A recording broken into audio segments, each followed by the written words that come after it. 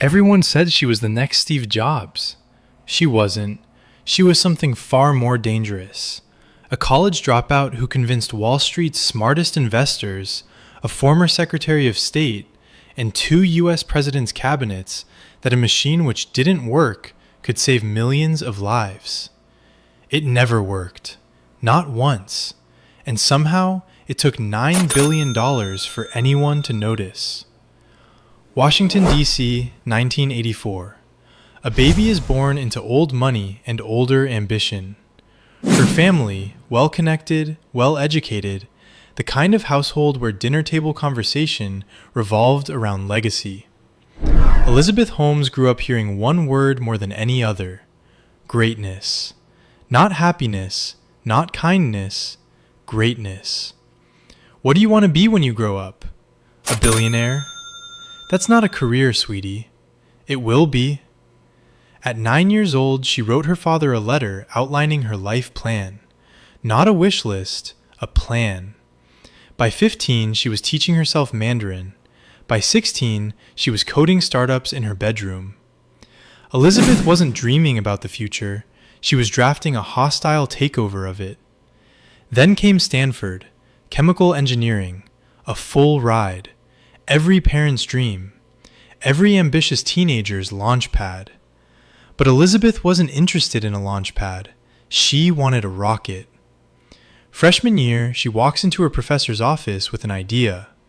A patch that delivers drugs and monitors your blood in real time. That's clever. It's also currently impossible. For now. Elizabeth, the technology doesn't exist.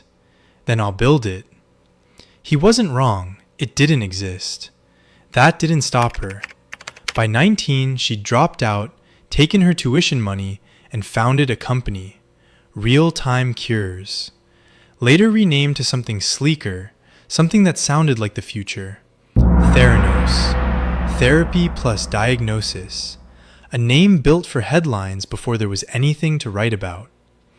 Here's the pitch. 1 drop of blood, pricked from a fingertip, could run over 200 medical tests. No needles, no labs, no waiting. Cancer, diabetes, cholesterol, diagnosed in minutes from a machine the size of a desktop printer. Healthcare disrupted. Elizabeth wasn't selling a product. She was selling the end of suffering itself. And people believed her. Not because the science checked out. It didn't, not yet, maybe not ever.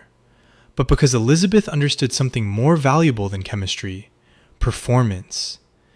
She started wearing black turtlenecks daily. Not a coincidence. A costume, modeled directly after Steve Jobs. She adopted a deep, deliberate baritone voice.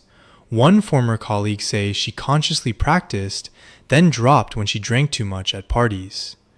She stared unblinking during meetings, a technique she'd apparently studied. Every detail engineered, every impression manufactured. Investors don't fund products, she reportedly told a mentor.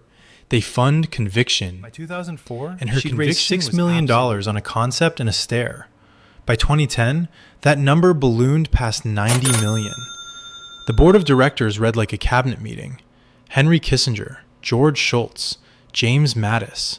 Not biotech experts, not doctors. Statesmen, generals, men who'd spent careers assessing threats and somehow missed the one sitting across the table in a black turtleneck. Rupert Murdoch wrote a check for $125 million. The Walton family, of Walmart fortune, poured in more. By 2014, Theranos was valued at $9 billion. Elizabeth Holmes, 30 years old, became the youngest self-made female billionaire in America. Forbes put her on the cover. Time named her one of the most influential people alive. She wasn't just building a company anymore. She'd built a myth, and the myth was worth $9 billion. But here's the thing about myths. They only survive in the dark. Inside Theranos headquarters, the real machine, nicknamed Edison, barely worked. It failed basic accuracy tests constantly. Blood samples got diluted just to have enough volume to run through machines never designed for a single drop. Results were inconsistent, sometimes dangerously wrong. Patients received false cancer diagnoses, false HIV results, false pregnancy alerts. So what did Theranos do? For most tests delivered to real patients in real clinics, they quietly used competitors' machines, the very lab equipment they claimed to have made obsolete, while telling investors, regulators, and the public their own proprietary technology was doing the work. Employees who raised concerns didn't get promoted. They got isolated, fired, followed, according to some accounts, by private investigators. Non-disclosure agreements were aggressive, airtight, terrifying. One engineer described the culture in 3 words: fear, secrecy, loyalty. I don't understand why the accuracy numbers keep changing. They don't need to be perfect. They need to be believable. Those aren't the same thing. Tell that to the $9 billion. For over a decade, nobody with real power asked the one question that mattered. Does it actually work?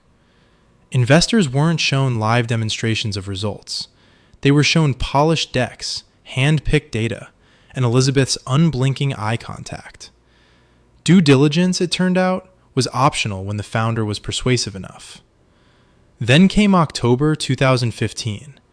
A Wall Street Journal investigation, built on courageous former employees willing to go on record, blew the story open.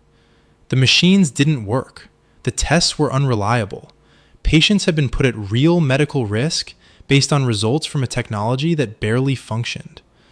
The company that once promised to end suffering had been causing it. Regulators moved fast. The Centers for Medicare and Medicaid Services revoked Theranos' lab license. Walgreens, which had partnered to roll out Theranos testing centers nationwide, pulled out entirely. The SEC opened an investigation. Investors, the same statesmen and billionaires who'd once nodded along in boardrooms, watched $9 billion evaporate into essentially nothing. By 2018, Theranos formally dissolved. Elizabeth Holmes and her former business partner and boyfriend, Sunny Balwani, were indicted on multiple counts of wire fraud and conspiracy. The trial that followed exposed years of manufactured data, fabricated validation reports, and the defense built on one central claim. She genuinely believed the technology would eventually work, so it wasn't fraud, just optimism that outpaced reality. The jury didn't buy all of it. In January 2022, Elizabeth Holmes was convicted on 4 counts of fraud.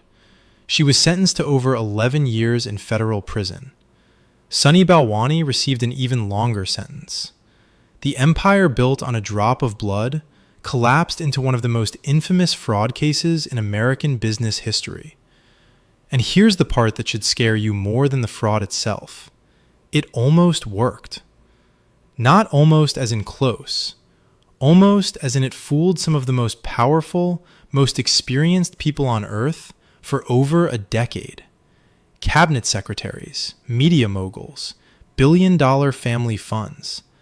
Not one of them asked to see the machine actually run a test in front of them until it was far, far too late. Elizabeth Holmes didn't succeed by understanding blood diagnostics. She succeeded by understanding something simpler and far more universal. People don't verify greatness. They perform belief in it, because doubting the myth feels smaller than believing in it. So maybe the real question isn't how she fooled them. Maybe it's why we're always so ready to be fooled.